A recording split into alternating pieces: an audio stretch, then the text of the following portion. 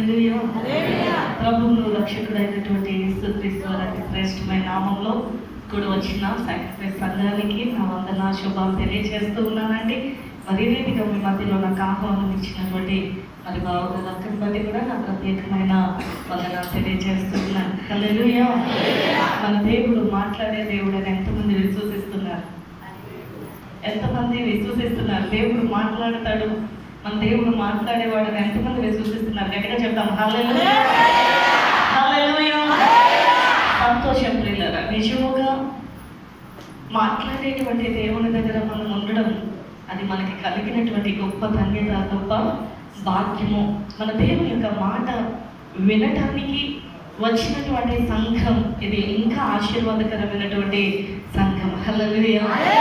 ఎందుకంటే వేల మంది జనులు మాట్లాడని మూగ విగ్రహాల దగ్గరికి వెళ్ళి మాట్లాడమని కోరుకుంటున్నారు, మనవులు చేసుకుంటూ ఉన్నారు. కానీ వారి ఎవరి మొర ఆ యొక్క విగ్రహాల చెవుల పడలేవు. ఎందుకనంటే అవి నిర్జీవమైనటువంటి లోహాలతోనూ రాళ్లతోనూ ప్రకృతితో నియమింపబడినవే, కానీ అందులో జీవము లేదు కనుక. హల్లెలూయా. దేవుని యొక్క లేఖనంలోనికి మనం వెళ్దాం. ప్రభునందు ప్రియమైన దేవుని బిడ్డలారా, దేవుని మాట వినడానికి మనం వచ్చి ఉన్నాం. ఆ మాట మన హృదయాల్లో నాటాలి. ఆ మాట మనం విన్నట్లయితే ఏం జరుగుతుందంటే సామెతల గ్రంథం 1వ అధ్యాయము 5వ వచనంలో ఇలా రాయబడి ఉంది, జ్ఞానము గలవాడు విని పాండిత్యము వృద్ధి చేసుకును, వివేకము గలవాడు ఆలకించి నీతి సూత్రములను సంపాదించుకును. హల్లెలూయా. జ్ఞానము గలవాడు విని ఏం చేస్తారంటండి? అందరు చెప్పాలి మాట. జ్ఞానము కలిగిన వాడు విని పాండిత్యాన్ని వృద్ధి చేసుకుంటాడు, వివేకం కలిగిన వాడు ఆలకించి నీతి సూత్రాన్ని సంపాదించుకుంటాడు. హల్లెలూయా. అందరూ ఒక్కసారి తలలు వంచుకొని జ్ఞానము కలిగిన వారమై వివేకము కలిగిన వారమై దేవుని మాట, దేవుని నోటి నుండి వచ్చేటువంటి వచనం, ఆయన మనకి ఏమి సెలవీయాలనుకుంటున్నారో, ఆయన మనతో ఏమి మాట్లాడాలనుకుంటున్నారో, ఆయన ఏ మాటని తీసుకొని మన మధ్యలోనికి రావాలని ఆశపడుతూ ఉన్నాడో ఆ మాటలన్నీ గ్రహించడానికి వినుబుద్ధి పుట్టించండి ప్రభా. వినగల మనస్సు దయచేయండి ప్రభా. నా హృదయంతో మీరు మాట్లాడండి దేవా. నా అంతరంగంతో మీరు మాట్లాడండి ప్రభా. ధైర్యం లేకుండా ఉన్నానయ్యా, ఆదరణ లేకుండా ఉన్నాను ప్రభా. అయ్యా, ఏమీ చేయలేని పరిస్థితుల్లో నా ప్రభా ఇరుకులో పడిపోతూ ఉన్నాను దేవా. ఎంత ఓర్చుకోవాలి అని అనుకున్నా ఓర్చుకోలేని పరిస్థితుల్లో ఉంటూ ఉన్నాను ప్రభా. దేవా, నీ సహాయంలో కోరి నీ సన్నిధానంలోకి వస్తూ ఉన్నానయ్యా. అయ్యా, రక్షణ తండ్రి నాతో ఒక మాట మాట్లాడండి ప్రభా. అయ్యా, నీ మాట నాకు సెలవియండి ప్రభా. ఈరోజు నేను ఈ స్థితిలో ఉన్నానంటే నీ కృప కదా నాయన అని మనలను మనం సిద్ధపరుచుకుందాం. ఎవరి హృదయము నలుగుతుందో, ఎవరి హృదయము విరుగుతుందో, ఎవరి హృదయము పిండి చేయబడుతుందో, ఎవరి హృదయము వేధింపబడుతుందో, ఆ వేదన పడినటువంటి, నలపబడినటువంటి, దున్నబడినటువంటి ఆ నేలలో దేవుని యొక్క మాట నాటబడాలి అంటే, ఆ జీవితాలలో దేవుని వచనము స్థాపింపబడాలి అంటే ఖచ్చితంగా దేవుని యొక్క వచనము మన జీవితంలో నాటి ఫలించబడిన కన్నీళ్లతో ఆయన పాదాల దగ్గరికి వద్దాం. హృదయం అంతా ఆయనకి సమర్పించుకుందాం. నిండు మనసుతో మనము సమర్పించుకుందాం. హల్లెలూయా. బ్రతికి ఉన్నానంటే నీ కృపా, జీవిస్తున్నానంటే నీ కృపా, బ్రతికి ఉన్నానంటే నీ కృపా, జీవిస్తున్నానంటే నీ కృపా. ఏ యోగ్యత నాలో లేదు, ఎంత భాగ్యము నిచ్చావు, పరిశుద్ధత నాలో లేదు, నీ ప్రేమను చూపావు.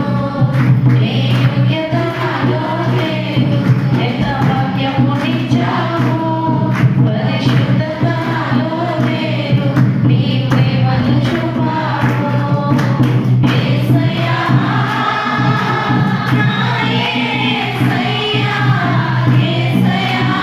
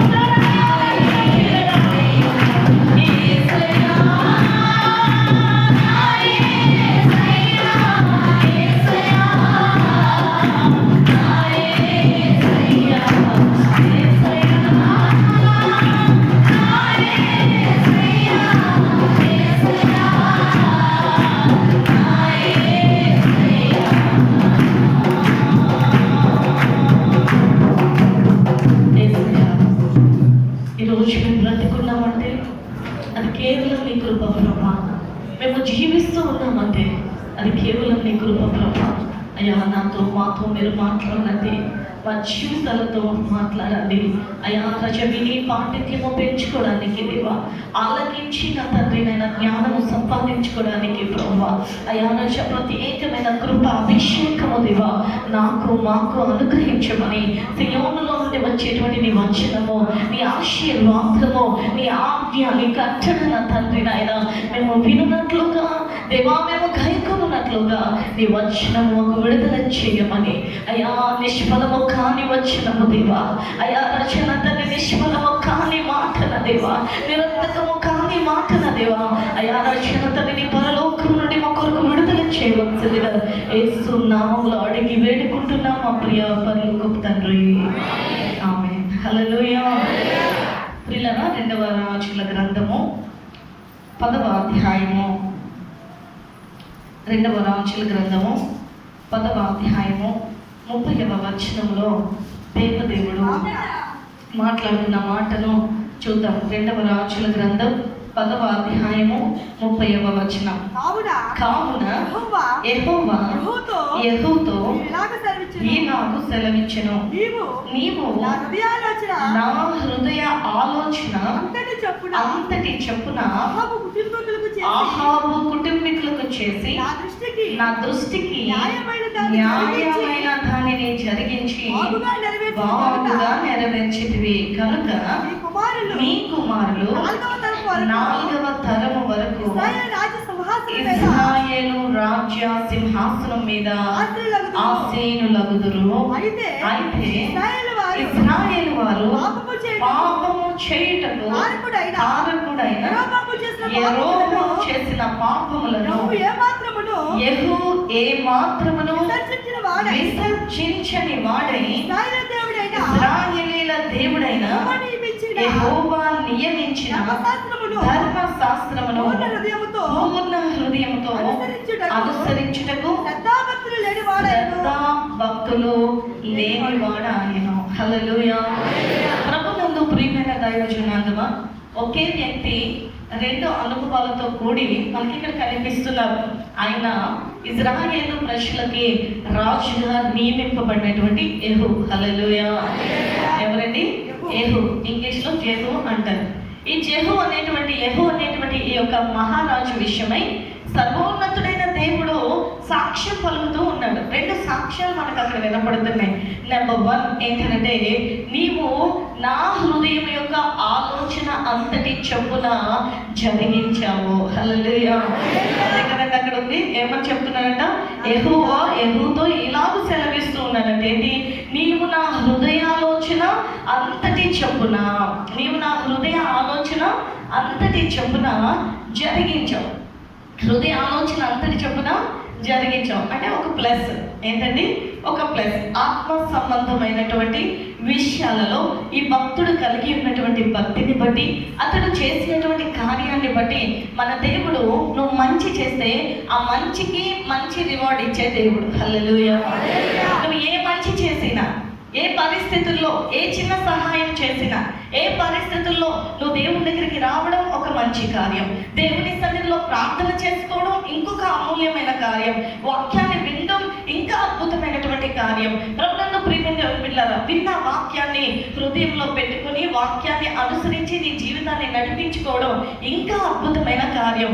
ఇలాంటి అద్భుతమైనటువంటి కార్యాలన్నీ కూడా లోకముతో పాటు కాకుండా లోకానికి వేరుగా నీవు ఆత్మ సంబంధమైన జీవితంలో జీవిస్తూ, నిన్ను నువ్వు ప్రతిష్ఠించుకుంటూ, నిన్ను నువ్వు ఉపవాసాన్ని ప్రకటించుకుంటూ దేవునితో గడుపుతున్న ఈ అనుభవం ఉండే దానికి నా దేవుడు నీకు ఇచ్చేటువంటి ఒక రివార్డ్ కూడా దానికి ఉంటుంది. హల్లెలూయా. ఒక రివార్డ్ కూడా దానికి ఉంటుంది. దేవుడు మాట్లాడుతున్నాడు, నీవు నా హృదయంలోని ఆలోచన అంతటి చొప్పున ఆహాబు కుటుంబానికి చేసావు కాబట్టి నేను నిన్ను 4 తరాల వరకు ఆశీర్వదిస్తాను. హల్లెలూయా. మనం చేసే కార్యాలను బట్టి మన పిల్లల మీదకి ఆశీర్వాదాలు వస్తాయి.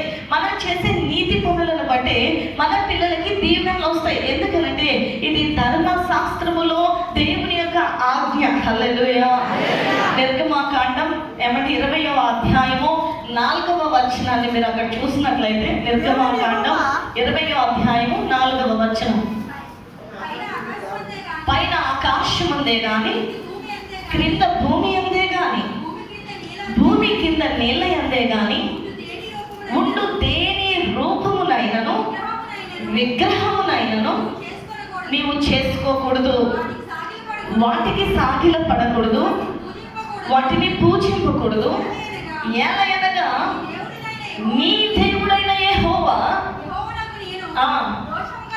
నేను రోషము కలిగిన దేవుడను. అక్కడ ఏమని రాయబడిందంటే, నన్ను ద్వేషించిన వారి విషయంలో 3-4 తరాల వరకు తండ్రుల దోషం కుమారుల మీదకి రప్పిస్తాను. నన్ను ప్రేమించి నా ఆజ్ఞను గైకొను వారిని ఎన్ని తరాలంటండి? అందరు చెప్పాలి, ఎన్ని తరాలంట? నన్ను ప్రేమించి నా ఆజ్ఞను గైకున్న వారిని 1000 తరాల వరకు నేను కరుణిస్తాను. హల్లెలూయా. ద్వేషించే వారి మీద దేవుని కోపం ఎన్ని తరాల మీద ఉంటుందని చెప్తున్నాడు ఆయన? 3-4 తరాలు. హల్లెలూయా. 3-4 తరాల మీద కోపం ఉంది. అదే మనం దేవుణ్ణి ప్రేమిస్తే, అదే మనం దేవునికి ఇష్టంగా జీవిస్తే, అదే మనం దేవుని యొక్క ఆజ్ఞని అనుసరిస్తే, ఆ యొక్క ఏమని కనికరము, కటాక్షము, దీవెన ఎన్ని తరాల మీదకి వెళ్తుందంట? 1000 తరాల మీదకి. హల్లెలూయా. అంటే దీనిలో మనకు అర్థం అవ్వాల్సిన విషయం ఏంటంటే, దేవుని కోపము కంటే దేవుని ప్రేమే ఎక్కువ. చెప్పలు కొడతాయి నా మాట. హల్లెలూయా. చెప్పండి, దేవుని కోపం ఎక్కువ, దేవుని ప్రేమ ఎక్కువ? ఏది ఎక్కువ అండి? కోపం ఎన్ని తరాలు? 3-4 తరాలు. ఆయన ప్రేమ ఎన్ని తరాలు? ఈ రోజు ఆయన కోపాన్ని అనుభవించి ఉగ్రత దినాల్ని ఏమండి కలిగి ఉండడం మంచిదంటారా? ఆయన ప్రేమను పొంది మన భావి తరాలకి దీవెనలు అనుగ్రహించడం గొప్ప విషయం అంటారా? ఏది మంచిది?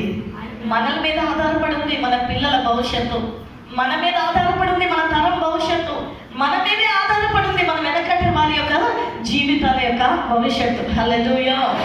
ఆయన కోపానికి మన పిల్లల్ని ఉగ్రత చేస్తే, ఆయన కోపానికి మన పిల్లల్ని పరిచయం చేస్తే, ఆయన ఉగ్రతకి, ఆయన కోపానికి మన పిల్లల్ని అప్పగించుకుంటే, ప్రభునందు ప్రియమైన దేవుని పిల్లరా, 3-4 తరాల వరకు ఆ కోపము మన పిల్లల మీద ఉంటుంది. అదే దేవుని ప్రేమకి, హల్లెలూయా, దేవుని కనికరానికి, దేవుని కటాక్షానికి, దేవుని నీతికి, దేవుని న్యాయానికి, దేవుని యొక్క ధర్మానికి, దేవుని యొక్క ఆజ్ఞకి మన పిల్లల్ని పరిచయం చేయగలిగితే, మన పిల్లల్ని దేవుని యొక్క మాటకి దగ్గర చేయగలిగినట్లయితే, మన పిల్లల జీవితాన్ని దేవుడికి దగ్గర చేసినట్లయితే, దేవుని ప్రేమ 3-4 తరాలు కాదు, 1000 తరాలు. హల్లెలూయా. ఎన్ని తరాలండి? 1000 తరాలు. నీ ఒక్క నీతి, నీ ఒక్క న్యాయం, నీ ఒక్క నిజాయితీ, నీ ఒక్క భక్తి, నీ ఒక్క దీవెన 1000 తరాల వరకు కూడా సాగిపోతూనే ఉంటది. ప్రభునందు ప్రియమైన దేవుని బిడ్డలారా, మనం ఇందాక చదివినటువంటి ఆ రాజుల గ్రంథములో యెహూ యొక్క జీవితంలో నెంబర్ 1 ఏమి కలిగి ఉన్నాడు అని అంటే, దేవుని హృదయానికి నచ్చిన పనులు చేసేటువంటి వ్యక్తిగా ఉన్నాడు. హల్లెలూయా. ఎవరి హృదయానికండి? చెప్పాలి. అందుకే దేవుడు ఏమని వాగ్దానం చేస్తున్నాడు? 4 తరాల వరకు. చెప్పాడు కదా, అసలు 1000 తరాలు కదా రావాలి. ప్రేమించి ఆయన హృదయాన్ని అనుసరిస్తే 1000 తరాలు కదా రావాలి. అక్కడ ఉన్న వచనం ప్రకారంగా చూస్తే, నా కోపము 3-4 తరాలు ఉంటుంది. హల్లెలూయా. కానీ నా ప్రేమ 1000 తరాలు, నా కనికరం 1000 తరాలు ఉంటుంది అన్నాడు. కానీ యెహూ జీవితంలో మరి దేవుని హృదయాన్ని అనుసరించి ఆయన కార్యాలు చేసుకొని వస్తే, దేవుని హృదయాన్ని అనుసరించి ఆయన జీవితాన్ని జీవిస్తూ వస్తే, దేవుని ఇష్ట ప్రకారంగా దేవుని చిత్తంగా ఆయన జీవితాన్ని జీవిస్తే 1000 తరాలకి రావాల్సిన ఆశీర్వాదము కేవలము 4 తరాలతోనే ఆగిపోయింది అని అంటే, ఖచ్చితంగా 4 తరాలతో క్యాలిక్యులేషన్ దేవుడు ఫుల్ స్టాప్ పెట్టాడు అని అంటే, ఆయన ఎక్కడో దేవుని ఆజ్ఞల విషయంలో దారి తప్పిపోయాడు. హల్లెలూయా. ఏం తప్పాడండి? దారి తప్పిపోయాడు. ఆయన ప్రేమ 1000 తరాలు ఉంటుంది. కానీ యెహూ జీవితంలో దేవుడు ఇస్తున్న ప్రామిస్ 4 తరాల వరకే నిలిచిపోయింది. అంటే ఎక్కడో చిన్న ఎంటీనెస్ కనిపిస్తుంది, ఎక్కడో దేవుని ఆజ్ఞని మీరిన పరిస్థితి కనిపిస్తుంది, ఎక్కడో దేవుని ధర్మశాస్త్రానికి వ్యతిరేకంగా కార్యం చేయడం మనకు కనపడుతూ ఉంది. ప్రభునందు ప్రియమైన పిల్లరా, అదే ఆ సెకండ్ హాఫ్ లో మనకి కనిపిస్తుంది కదా. ఏమని అని అంటే 31వ వచనం, అయితే ఇశ్రాయేలీయులు పాపము చేయుటకు కారకుడైన యెరోబాము చేసిన పాపములను యెహూ ఏమాత్రమునో విసర్జించని వాడై. హల్లెలూయా. ఏం విసర్జించలేదంటండి? ఇశ్రాయేలీలు పాపం చేయడానికి ఇశ్రాయేలీల రాజు ఒక కారణమయ్యారు. పాపం చేయడానికి కారణమయ్యారు. ఎలాంటి పాపము అని అంటే, ప్రభునందు ప్రియమైన దేవుని బిడ్డలారా, ఇశ్రాయేల్ ప్రజలకి ఒకే ఒక్క రాజు ఉన్నాడు. ఇశ్రాయేల్ ప్రజలందరినీ ఏమంటే ఒక రాజుకి దేవుడు దావీదు రాజుకి అప్పగించాడు. ముందు సౌలు, తర్వాత దావీదు, తర్వాత సొలొమోను. ప్రభునందు ప్రియమైన దేవుని బిడ్డలారా, సొలొమోను తర్వాత రెహబాము కాలంలో ఇశ్రాయేల్ యొక్క రాజ్యము 2 భాగాలుగా విడిపోయింది. ఒకటి యూదులు అండ్ లేవీయులు. చెప్పండి, యూదులు, లేవీయులు. వీళ్ళు ఒక భాగంగా ఉన్నారు. మిగిలిన 10 గోత్రాలు ఒక భాగంగా ఉన్నారు. ఈ 10 గోత్రాలని యెరోబాము అనేటువంటి సొలొమోను యొక్క దాసుడికి దేవుడు ప్రవచన పూర్వకంగా అప్పగించాడు. హల్లెలూయా. అంటే 10 రాజ్యాలకి ఒక దాసుని రాజుని చేశాడు.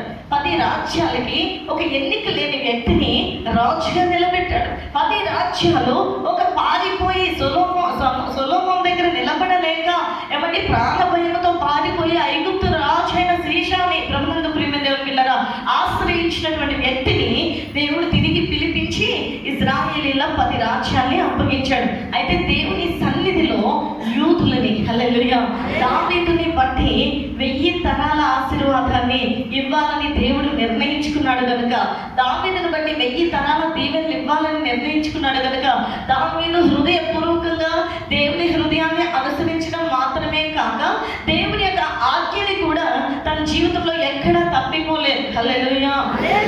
హిత్తీయుడైనటువంటి ఊరియా విషయంలో తప్ప ఆయన జీవితంలో ఎక్కడ ఏ పొరపాటు చేయలేదు. కాబట్టి దేవుడు అతని విషయమై ఈ 1000 తరాల శాశ్వత కృపని దావీదుకి అనుగ్రహించాడు కనుకనే దావీదు యొక్క తాళపు చెవిని, హల్లెలూయా, ప్రభువైన యేసుక్రీస్తు ప్రభువు వారికి అప్పగించి యూదా సింహాసనాన్ని నిత్యము ఉండునట్లుగా, భూమి మీద పరమందు కూడా ఉండునట్లుగా, దావీదుని బట్టి 1000 తరాలు మాత్రమే కాదు, ప్రభునందు ప్రియమైన దేవుని పిల్లల భూమి మీద ఉన్న సకల జనులు ఆశీర్వదింపబడినట్లుగా దావీదుని బట్టి దావీదు మీద ఆశీర్వాదాన్ని విడుదల చేశాడు. హల్లెలూయా. యూదా సింహాసనాన్ని స్థిరపరిచాడు. యూదా రాజ్యాన్ని నిలబెట్టాడు. ఇప్పటికీ యూదా రాజ్యానికి ఉన్నటువంటి తెలివితేటలు, ఇప్పటికీ యూదులకి ఉన్నటువంటి దైవం, ఇప్పటికీ యూదులకు ఉన్నటువంటి ధర్మం, ఇప్పటికీ యూదులకు ఉన్నటువంటి దేవుని విషయంలో వారు ఇప్పటికీ రాజీ పడరు. హల్లెలూయా. ఏక దైవారాధికులుగా ఏమని యుగ యుగాల నుండి ఒకే దేవుణ్ణి కలిగి, యుగ యుగాల నుండి ఒకే ధర్మాన్ని కలిగి, యుగ యుగాల నుండి ఒకే శాస్త్రం మీద ఆధారపడి, యుగ యుగాల నుండి వారి యొక్క జనరేషన్స్ అన్నింటినీ కూడా తరముల లెక్కల ప్రకారంగా, ప్రభునందు ప్రియమైన దేవుని బిడ్డలారా, ఉన్న ఒకే ఒక లెక్క కనిపిస్తుంది, ఒక యూదుల లెక్క. ఈరోజు ప్రపంచం అంతా వాళ్ళ చరిత్ర మీద ఆధారపడి ఉంది. ప్రపంచం అంతా వాళ్ళ చరిత్ర మీద ఆనుకుని ఉంది. ప్రపంచం అంతా యూదుల యొక్క చరిత్ర మీద. ఏముంది యూదుల చరిత్ర అంటే? వాళ్ళ యొక్క జీనియాలజీ మొత్తం, వాళ్ళ హిస్టరీ, వాళ్ళ యొక్క క్రియలు, వారి యొక్క కార్యాలు, అందులో తప్పు చేసిన వాళ్ళు, అందులో ఒప్పు చేసిన వాళ్ళు, ఇవన్నీ. ఈరోజు ప్రపంచ చరిత్రలో ఇన్ని కోట్ల జనాభాలు ఉన్నా కానీ, ఇన్ని జాతులు ఉన్నా కానీ, ఏ జాతికి ఆరంభము ముగింపు తెలియదు. హల్లెలూయా. ఏ జాతికి ఏం తెలియదండి? ఆరంభ ముగింపులు తెలియదు. ఎన్ని గ్రంథాలు ఉన్నాయి, దాని ఆరంభము దానికి ముగింపు లేదు. హల్లెలూయా. కానీ మనము కలిగి ఉన్నటువంటి పరిశుద్ధ గ్రంథము, ప్రభునందు ప్రియమైన దేవుని బిడ్డలారా, వారి ద్వారా మనకు అనుగ్రహింపబడింది. దీనికి ఆరంభము ఉంది, ఆది కాండము, దీనికి ఒక ముగింపు ఉంది, ప్రకటన. హల్లెలూయా. దీనికి ఒక ముగింపు ఉంది, ప్రకటన. ఆ ప్రకటనలో మనకు అర్థమవుతుంది, ఈ జీవితమే కాక పరమందు ఇంకొక జీవితం కూడా మనకు ఉంది. ఈ లోకమే కాక ఇంకొక లోకము ఉంది. ఈ జన్మే కాక ఇంకొక జన్మ, ఇంకొక జీవితం కూడా మనకి ఉంది. హల్లెలూయా. ఈ చరిత్ర, ఈ ఆధారాలు, ఇవన్నీ కూడా ఎవరిని బట్టి తెలియగలిగాయి అంటే, ఒకే ఒక దేవుడిని ఆది నుండి ఇప్పటికీ వదలనటువంటి వారిని బట్టి మనకు అర్థమవుతూ వచ్చాయి. హల్లెలూయా. 2 చేతులు ఎత్తి చెప్తాం, హల్లెలూయా, హల్లెలూయా. ప్రభునందు ప్రియమైన దేవుని పిల్లలారా, దేవుని యొక్క హృదయాన్ని అనుసరించి నడిచాడు, కానీ ఏం విడిచిపెట్టలేదు అని అంటే, యెరోబాము పాపమును వదలలేదంటే. యెరోబాము ఇశ్రాయేలు పాపం చేయడానికి కారకుడయ్యాడంట. ఎలా కారకుడయ్యాడు అని అంటే, ప్రభునందు ప్రియమైన దేవుని పిల్లలారా, ప్రజలను భ్రమపరుస్తూ, ప్రజలను మోసపరుస్తూ, యూదులు దేవుణ్ణి కలిగి ఉన్నారు, లేవీయులు దేవాలయంలో పని చేస్తూ ఉన్నారు. ఈ 2 గోత్రాలు యెరూషలేములో ఉన్నాయి. ఈ 2 గోత్రాలు ఎక్కడ ఉన్నాయండి? యెరూషలేములో ఉన్నాయి. మిగిలిన 10 గోత్రాలని దేవుడే ఇచ్చాడు యెరోబాముకి. ఒక దాసుడికి ఇచ్చాడు. హల్లెలూయా. ఎవరికి ఇచ్చాడండి? ఒక దాసుడికి ఇచ్చాడు. అయితే ప్రతి ఏడు అంటే సంవత్సరానికి ఒకసారి పస్కా బలి పండగ ఆచరించడం కోసము ఈ ఇశ్రాయేలీలందరికీ యెహోవాయే దేవుడు కాబట్టి వాళ్ళందరూ ఆ పండగను ఆచరించడానికి ఎక్కడికి వెళ్ళాల్సి వచ్చేది?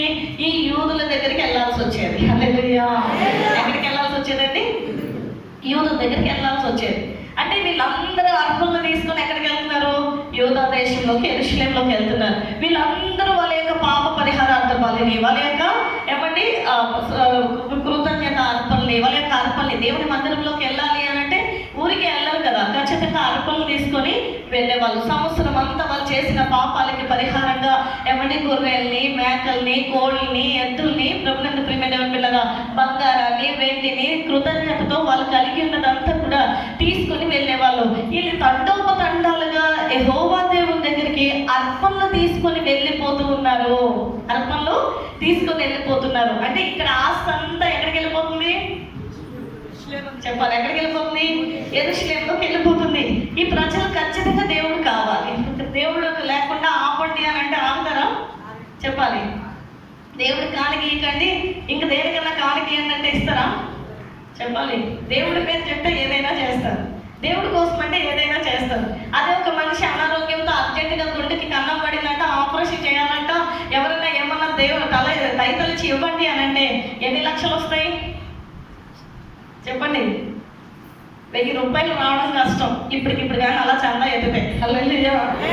అదే ఇదిగో ఇప్పుడు దేవుడు మీ జీవితంలో ఆశీర్వాదాలు ఇవ్వాలనుకుంటాడు. మీకు ఎంతమందికి ఆశీర్వాదం కావాలో మీ కలిమలను తీసి పెట్టదంటే ఏం చేస్తారు? ఏదుంటే అది ముక్కులోనో చెవులోనో అయినా దేవుడి ఆశీర్వాదం కావాలని తీయగలుగుతాం కదా. మనిషి యొక్క నాడిని గమనించినటువంటి యొక్క యెరోబాము, అయ్యే బాబా ఈ ప్రజలందరూ దేవుడి కోసం యెరూషలేంకి వెళ్ళిపోతూ ఉన్నారు కాబట్టి ఏదో ఒక రోజు యెరూషలేము యూదులతో కలిసి వీళ్ళు కలిసిపోతే వీళ్ళందరూ కలిసి నా రాజ్యాన్ని నాకు దూరం చేస్తారేమో. దేవుడు రాజ్యం ఇస్తే ఎవరి తరమండి ఆ దగ్గర నుండి తీయడం? దేవుడే కేటాయిస్తే, దేవుడే నియమిస్తే, దేవుడే ఏమంటే పంచి చేతుల్లో పెడితే దాన్ని ఇంకెవరన్నా వసూలు చేసుకోవడం అవుతుందా? భయం. అపవాది యొక్క ఆయుధము భయపెట్టడం. అపవాది యొక్క ఆయుధం ఏంటని? భయపెట్టడం. నిజానికి వ్యక్తిగతంగా నువ్వు ఏ తప్పు చేయు, నువ్వు ఏదన్నా తప్పు చేస్తున్నావు అంటే దానికి కారణం ఏంటో తెలుసా? నీలో రగులుతున్న భయమే. హల్లెలూయా. నీలో రగులుతున్న భయమే. ఒక మనిషిని నువ్వు ఎందుకు కొడతావని అంటే ఒకవేళ నేను కొట్టకపోతే ఆ మనిషి నన్నేదో చేస్తారన్నట్టు ముందుకు నువ్వే దూకేస్తూ ఉంటావు. అలా దూకేలాగా ఒక రకమైన ప్రేరేపణ అపవాది నీకు ఇస్తాడు. ఒక మనిషి నువ్వు ఎందుకు గట్టిగా తిడతావని అంటే ఒకవేళ నేను సైలెంట్గా ఉంటే వాళ్ళు రెచ్చిపోతారు అన్న అభిప్రాయం నీ లోపల కలుగుతాడు. కాబట్టి నీ యొక్క ఆత్మీయతని పక్కన పెట్టి నువ్వు గట్టిగా మాట్లాడతావు, నువ్వు బూతులు ఆడతావు, నువ్వు గట్టిగా చెప్తావు జవాబు. హల్లెలూయా. ఒక మనిషి తప్పు ఎందుకు చేస్తున్నాడు అంటే ఈ తప్పు చేయకపోతే నాకు జీవితం ఉండదేమో, ఈ తప్పు చేయకపోతే నాకు బ్రతుకు ఉండదేమో, ఈ తప్పు చేయకపోతే నా జీవితంలో నేను ఇప్పుడు ఆ చెప్పినట్టుగా నేను వినకపోతే మళ్ళీ ఏమైపోతుందో. హల్లెలూయా. ప్రజలు బ్లాక్ మెయిల్ కి గురవుతూ ఉండడం ఎందుకు జరుగుతుంది అని అంటే మనిషి భయపడి ఏమంటే తప్పులు చేయడానికి ఆస్కారాలు ఉన్నాయి కాబట్టి భయపెట్టి. హల్లెలూయా. ఈరోజు ఒక రౌడీకి భయపడినట్టుగా నిజంగా ఒక హీరోకి ఎవరైనా భయపడతారా? రౌడీకి భయపడినట్టుగా హీరోకి భయపడతారా? రౌడీ వెనకలు జనం ఉన్నట్టుగా హీరో వెనకలు ఉంటారా? హీరో ఎప్పుడు ఒంటరిగానే పోరాడతాడు కదండి. రౌడీలు మాత్రము గుంపులు గుంపులుగా ఉంటారు. అంటే రౌడీకి విధేయత చూపించి రౌడీ ఏం చెప్తారు వినగలుగుతున్నారు కానీ ఒక హీరో ఏది చెప్పినా ఎవరు వినరు. హల్లెలూయా. అలా కదా దుష్టుడైన అపవాదితో ఏకీభవించే వాళ్ళు చాలా మంది ఉన్నారు. ఎందుకంటే భయముతో ఏకీభవిస్తున్నారు. దేంతో ఏకీభవిస్తున్నారండి? భయముతో. ఈ యెరోబాము జీవితంలో భయం కలిగింది. ఏం భయం అని అంటే అయ్యి బాబోయ్ వీళ్ళందరూ ఈ అర్పణలన్నీ తీసుకుని యెరూషలేంలోకి వెళ్ళిపోయి అక్కడ ఆరాధన చేయడం మొదలు పెట్టారని అంటే ఇక్కడ ఆస్తంతా అక్కడికి వెళ్ళిపోతుంది, ఇక్కడ ఆస్తంతా అక్కడికి వెళ్ళిపోతుంది, ఇక్కడ దీవెనలన్నీ అక్కడికి వెళ్ళిపోతున్నాయి. ఏదో ఒక రోజు వీళ్ళందరూ కలిసి మళ్ళీ నా రాజ్యాన్ని నాకు వాళ్ళందరూ ఒకటైపోతారేమో, నా రాజ్యం నాకు దూరం అయిపోతుందేమో, వీళ్ళని అక్కడికి వెళ్ళకుండా ఆపాలి. ఎలా ఆపాలి అని ఆలోచన చేసి దేవుని ప్రజలు దేవుని దగ్గరికి వెళ్ళకుండా, దేవుని ప్రజలు దేవుని దగ్గర అర్పణ అర్పించడానికి వెళ్ళకుండా, దేవుని ప్రజలు దేవుని బలిపీఠం దగ్గరికి వెళ్ళకుండా, దేవుని ప్రజలు దేవుని ఆత్మారాధన దగ్గరికి వెళ్ళకుండా స్వచ్ఛమైన లేవీలు, స్వచ్ఛమైన యాజకులు, స్వచ్ఛమైన దైవ నిర్ణయం, స్వచ్ఛమైన దేవుడు కోరుకున్న స్థలము ఎక్కడ ఉందో అక్కడికి రానివ్వకుండా ఇప్పుడు ఏం చేస్తున్నాడు యెరోబాము? ప్రత్యేకమైనటువంటి పూజని స్టార్ట్ చేశాడు, ప్రత్యేకమైన ప్రార్థన స్టార్ట్ చేశాడు, ప్రత్యేకమైన బలిపీఠం స్టార్ట్ చేశాడు, ప్రత్యేకమైన ఆరాధన స్టార్ట్ చేశాడు, ప్రత్యేకమైనటువంటి సంఘాన్ని స్థాపించాడు. హల్లెలూయా. 2 దూడబొమ్మలు తయారు చేశాడంట. ఏంటండి? 2 దూడబొమ్మలు తయారు చేశాడంట. దూడబొమ్మల్ని తయారు చేసి ఒకటి దాని వైపు ఒకటి బేతేలు వైపు 2 దూడబొమ్మలు పెట్టి బేతేలు దగ్గర ఒక బలిపీఠాన్ని కట్టి, బేతేలు దగ్గర ఏం కట్టాడండి? బలిపీఠాన్ని కట్టి ప్రభువునందు ప్రియమైన దేవుని పిల్లరా ఇప్పుడు ఒక ఉత్సవాన్ని ప్రకటించి ఆ ఉత్సవానికి ఏం పేరు పెట్టాడంటే యెహోవా దేవుని పండగ. హల్లెలూయా. ఆ ఉత్సవానికి ఏమని పేరు పెట్టాడండి? ఎందుకంటే వీళ్ళందరూ యెహోవా దేవుని నమ్మిన వాళ్ళు, వీళ్ళందరూ యెహోవా ధర్మశాస్త్రాన్ని కలిగిన వారు, వీళ్ళందరూ యెహోవా కీర్తనలు తప్ప ఇంకొక కీర్తనలు పాడరు. వీళ్ళందరి దగ్గర ఉన్నది యెహోవా దేవుని యొక్క నామమే. హల్లెలూయా. యెహోవా దేవుని ఆజ్ఞే, యెహోవా దేవుని ధర్మశాస్త్రమే. కాబట్టి ఆ ధర్మశాస్త్రాన్ని ఖచ్చితంగా వాళ్ళు మార్చమంటే మార్చరు, ఆ ధర్మశాస్త్రాన్ని తీయమంటే తీయరు, ఆ ధర్మశాస్త్రం వద్దంటే వినరు. హల్లెలూయా. కాబట్టి ఒక దూడబొమ్మని తయారు చేసి ఆ దూడబొమ్మకి ఏం పండుగ మొదలు పెట్టాడంటే యెహోవా దేవుని పండుగ మొదలు పెట్టాడు. ఎందుకు? ఆల్రెడీ గతంలో జరిగింది ఇలాగ ఒకసారి, గతంలో ఇలా జరిగింది. అహరోను ఏమండి ఆ మోషే ఏమయ్యాడో మాకు తెలియదని ఐగుప్తు దేశం నుండి వస్తున్నటువంటి ఇజ్రాయేల్ ప్రజలు 40 రోజుల పైన అయిపోయింది, మోషే గారు ఏమయ్యారో మాకు తెలియదు, కాబట్టి మాకు దేవుడు కావాలి దేవుడు కావాలి అని అంటే సరే మీ దగ్గర ఉన్నటువంటి ఆ బంగారు పోగులని ఇయ్యానంటే ఆ పోగులని ఇచ్చారు. ఆ పోగులతో అక్కడ ఒక పెద్ద దూడబొమ్మను తయారు చేశారు. హల్లెలూయా. ఆ దూడబొమ్మను తయారు చేసి దాని ఉత్సవానికి ఏం పేరు పెట్టారండి? యెహోవా దేవుని ఉత్సవం. హల్లెలూయా. బొమ్మేమో దూడ, గడ్డి మేసేటువంటి బొమ్మ, ఒక నంది, ఒక గడ్డి మేసే దూడ బొమ్మ, కానీ దానికి పేరేంటి? యెహోవా దేవుని ఉత్సవం. కాబట్టి యెహోవా దేవుని ఉత్సవమే కదా అని అందరూ విడిగా ఉత్సవంలో పాలు పంపులు పొందుకున్నారు. అందరూ ఇష్టానుసారంగా ఉత్సవంలో పాలు పంపులు పొందుకున్నారు. ఇష్టం వచ్చిన బలులు అర్పించారు, ఇష్టం వచ్చినట్టుగా అర్పణలు అర్పించారు, శుభ్రంగా వండుకున్నారు, శుభ్రంగా తిన్నారు, తాగి ఆటానికి లేచారు. ప్రభునందు ప్రియమైన దేవుని పిల్లరా, ఆ సమయంలో దేవుని ఉగ్రత వాళ్ళ మీదకి వచ్చింది. ఆ దూడబొమ్మని పగలగొట్టారు, పిండి చేశారు, ఆ వాటర్ వాళ్ళందరితో తాగించారు. లేవీలు అనేటువంటి వారు అనేక మందిని కహాతీయులు వీళ్ళందరినీ కూడా చంపడం కూడా జరిగింది. ప్రభునందు ప్రియమైన దేవుని పిల్లరా, ఒకసారి మట్టు పెట్టినటువంటి బొమ్మని మళ్ళీ ఈ యెరొబెయాము బయటికి తీశాడు. హల్లెలూయా. మళ్ళీ యెరొబెయాము ఎక్కడికి తీశాడండి? బయటికి తీశాడు. కారణం ఏంటంటే ఆ దూడ బొమ్మ ఎక్కడి నుండి వచ్చిందంటే ఐగుప్తు నుండి వచ్చింది. ఆ దూడ బొమ్మ ఆచారం ఎక్కడి నుండి వచ్చిందండి? ఐగుప్తు నుండి వచ్చింది. ఈయన సొలొమోను ఉన్నంత వరకు యెరొబెయాము కూడా ఎక్కడ నివాసం చేశాడు? ఐగుప్తులోనే నివాసం చేశాడు. సో ఆ ఐగుప్తు నుండి వచ్చినప్పుడు కొంత చరిత్ర అర్థమైంది. ఏమంటే సగం నిజం అబద్ధం కంటే ప్రమాదకరం. సగం నిజం దేనికంటే ప్రమాదకరం అండి? అబద్ధం కంటే ప్రమాదకరం. ఈయన కూడా ఐగుప్తు నుండే వచ్చాడు కాబట్టి ఆ ఐగుప్తులో జరిగినటువంటి కొన్ని సంఘటనలు, ఆ ఐగుప్తులో కలిగినటువంటి కొన్ని విగ్రహాలు, ఆ ఐగుప్తులో కలుగుతున్నటువంటి కొన్ని పూజల యొక్క మీద అతని యొక్క మనస్సు అలాగనే ఉండి దేవుని దగ్గరికి వెళ్ళిపోతున్నారు. అంటే యోధా దేశానికి వెళ్ళిపోతున్నారు. ప్రాంతీయ భేదాన్ని వచ్చి జాతీయ భేదాన్ని తీసుకొని వచ్చి ప్రాంతీయ భేదంతో జాతీయ భేదంతో దేవుణ్ణి వేరు చేస్తాడు. ఎవరిని వేరు చేస్తారండి? దేవుణ్ణి వేరు చేస్తాడు. ప్రాంతీయ భేదంతో జాతి భేదాలతో ఈరోజు దేవుణ్ణి వేరు చేస్తూ ఉన్నారు, దేవుణ్ణి వేరు చేస్తూ ఉన్నారు. ఇలాంటి వేరుబాటు అనుభవంలోనికి కానీ మన జీవితాన్ని నడిపించుకుంటే శ్రేష్టమైన సన్నిధిని మనం కోల్పోతాం. హల్లెలూయా. ఏం కోల్పోతామండి? నిజమైన సన్నిధి, నిజమైన ప్రసన్నత, నిజమైన ప్రత్యక్షత, నిజమైన త్యాగం, నిజమైన సేవ, నిజమైన దైవజనులు, నిజమైన ఆత్మీయులు, నిజమైన ఏమని దేవుని యొక్క వాక్కుని మనము కోల్పోతాము. ఏమని సొంత ప్రయత్నాలతో, సొంత ఆలోచనలతో, సొంతంగా కట్టుకునేటువంటి వాటికి మనము కూడా లొంగిపోతూ ఉంటాము. అక్కడ జరిగేదల్లా ఏంటి అంటే అక్కడ వినబడేది దేవుని పాటలే, అక్కడ వినబడేది దేవుని ధర్మశాస్త్రమే, అక్కడ వినబడేది దేవుని సూత్రాలే, అక్కడ వినబడేది దేవుని ఆజ్ఞలే. కానీ అక్కడ ఉండేది దూడ బొమ్మ. హల్లెలూయా. అక్కడ ఉండేది విగ్రహం. అక్కడ ఉండేది ఏంటండి? విగ్రహం. అక్కడ జీవము కలిగిన దేవుడు ఉండడు, అక్కడ జీవము కలిగిన దేవుని దర్శనం ఉండదు, అక్కడ జీవము కలిగిన దేవుని ప్రసన్నత ఉండదు. ఈ యొక్క కార్యక్రమాలన్నీ ఈరోజు ఎవరు జరిగిస్తున్నారు అంటే క్రైస్తవులుగా ఉన్నటువంటి వారు, ఇశ్రాయేలీలుగా ఉన్నటువంటి వారు, దేవుని బిడ్డలుగా ఏర్పరచబడినటువంటి వారు. ఎందుకనంటే ఇక్కడ ఉన్నది అక్కడ కనబడుతుంది, ఇక్కడ చేసే పూజ అక్కడ జరుగుతుంది, ఇక్కడ చేసే ప్రార్థన అక్కడ నిలబడుతుంది, ఇక్కడ ఉన్నట్లాగే పాస్టర్లు అక్కడ ఉంటున్నారు, ఇక్కడ ఉన్నట్టుగానే అక్కడ కూడా ప్రార్థనలు జరుగుతున్నాయి అని పిల్లలకి తలనేలా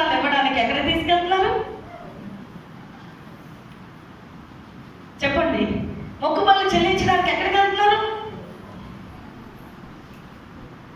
ప్రశ్నించుకోండి మీరే. మనం క్రైస్తవులమే, క్రీస్తుని కలిగి ఉన్నాం, కానీ 1000 తరాల ఆశీర్వాదానికి పాత్రలు కాలేకపోతూ ఉన్నాం. 3-4 తరాలతోనే ఏమండి ఒక ఆత్మీయ సంబంధమైనటువంటి విషయాలకి తగిన ఆశీర్వాదాన్ని అందుకోగలుగుతూ ఉన్నాం. సంపూర్ణమైన దేవుని పిల్లలు మనం కాలేకపోతూ ఉన్నాం. హల్లెలూయా.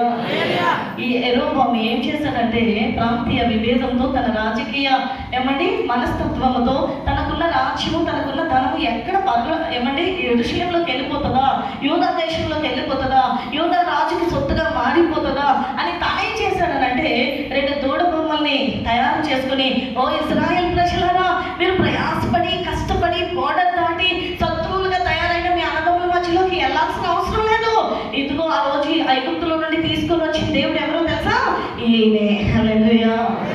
ఇవే అని చెప్పి దేని వైపు చేతులు చూపించారండి? దూడ బొమ్మల వైపు, విగ్రహాల వైపు చేతులు చూపించారు. అక్కడ కూడా జరుగుతున్న ఉత్సవం ఎవరికి? యెహోవా దేవునికి. అక్కడ చదివేది ఏమన్నా బయట పూజ, అక్కడ పూజలో ఉన్న మంత్రాలు, లేకపోతే అక్కడ పూజలో ఉన్నటువంటి వ్యాఖ్యానం, అక్కడ ఉన్నటువంటి పదాలు, వచనాలు ధర్మశాస్త్రమే, వేరేది ఏమీ లేదు. అక్కడ ధర్మశాస్త్రమే. ఈరోజు వేదాలు ఉన్నాయనంటే అందులో ఉన్నది కూడా ధర్మమే కాదంటారా? ధర్మమే. కానీ ఆ ధర్మాన్ని దేనికి అంకితం చేస్తున్నారు అంటే విగ్రహానికి అంకితం చేస్తున్నారు.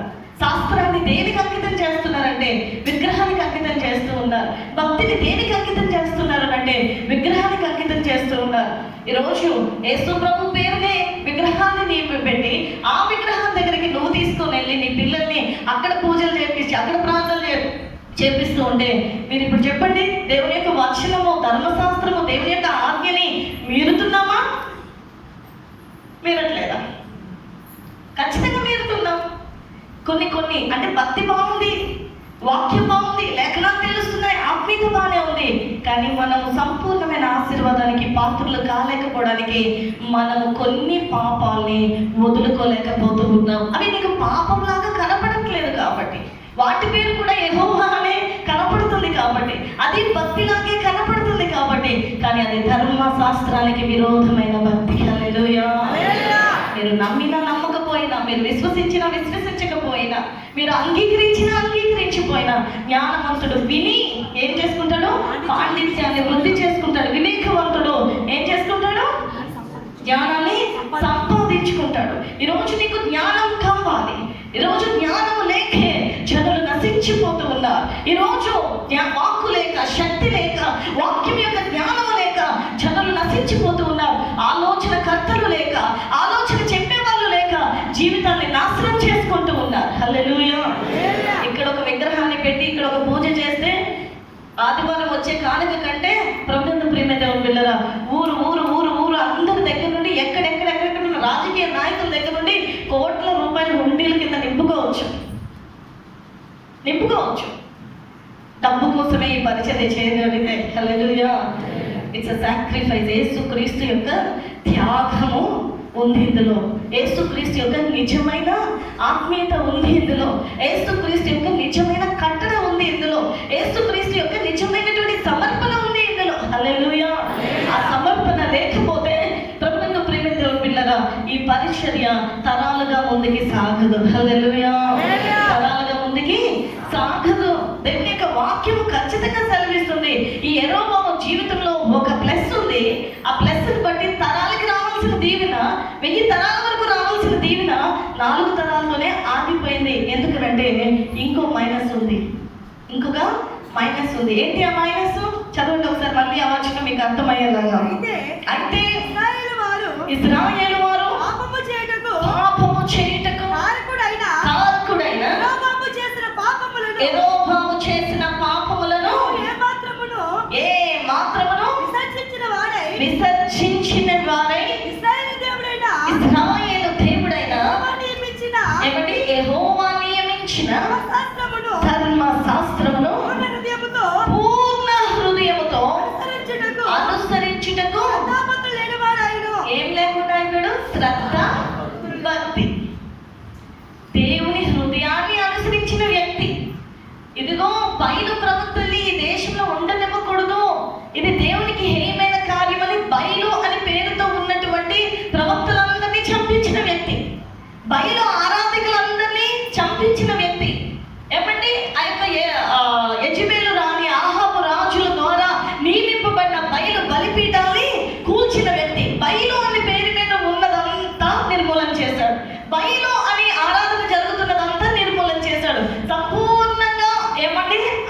విగ్రహ పేర్లతో ఉన్నటువంటి ఆ భక్తిని నిర్మూలన చేశాడు. విగ్రహానికి సంబంధించిన కార్యాలని, ఆ బయలు ప్రవర్తన, ఆ బయలు ఆరాధన, హిందూ దేవతల్ని, హిందూ దేవుల్ని అన్నింటినీ కూడా ఏం చేశాడంటే బయలుకి సంబంధించినంత నిర్మూలన చేశాడు. కానీ ఏం నిర్మూలన చేయడానికి ఇష్టపడలేకపోయాడు? ఏం నిర్మూలన చేయలేకపోయాడు? యెహోవా పేరట ఉన్న తోడ బొమ్మని నిర్మూలన చేయలేకపోయాడు. హల్లెలూయా.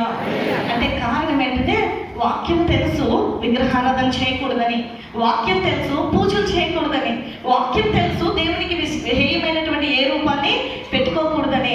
కానీ ఏది మర్చిపోయాడు అని అంటే దేవుని పేరట ఆయన విగ్రహాన్ని పూజించడం తప్పే అన్న సంగతిని మర్చిపోయాడు. హల్లెలూయా. దేన్ని పూజించడం తప్పు? యెహోవా పేరట ఉన్న విగ్రహాన్ని పూజించడం అది అది పాపం అన్న సంగతి ఆయనకు అర్థం కాలేదు. అది తప్పన్న సంగతి ఆయనకు అర్థం కాలేదు. ఆ ఒక్క విషయంలో కానీ నేను చక్కబడితే నా సింహాసనం కూడా 1000 తరాలు ఉంటుంది అన్న సంగతి ఆయనకు అర్థం కాలేదు. హల్లెలూయా. ఆయనకి అర్థం కాలేదు, తెలియలేదు. ఎందుకంటే అక్కడ ఉన్నది ధర్మశాస్త్రమే కాబట్టి, అక్కడ ఉన్నది ప్రార్థనే కాబట్టి, అక్కడ ఉన్నది యెహోవా అనే పేరే కాబట్టి, అక్కడ జరుగుతున్న పూజ యెహోవా పేరటే జరుగుతుంది కాబట్టి దీన్ని నిర్మూలన చేయలేదు. అందుకే వాక్యం అంటే కదా, ధర్మశాస్త్రాన్ని శ్రద్ధాభక్తితో అనుసరించలేదు. భక్తి చేస్తున్నాం కానీ శ్రద్ధాభక్తులతో సంపూర్ణంగా భక్తి చేయలేకపోతున్నాం. ఆత్మీయులమే, క్రైస్తవులమే, పూజలకు వెళ్ళము, పూజలు చేయము, సంబరాలు చేయము, కానీ కొన్ని పాపాలు మన లోపల కూడా ఉండిపోతూ ఉన్నాయి. ఆ పాపాన్ని మనం పూర్తిగా వదలలేకపోతూ ఉన్నాం. ఎందుకంటే అది కూడా దేవుడిదే అన్న ఒక చిన్న అజ్ఞానపు తలంపు. అది దేవుడిదే, అది దేవుడికి ఇష్టం, అది మందే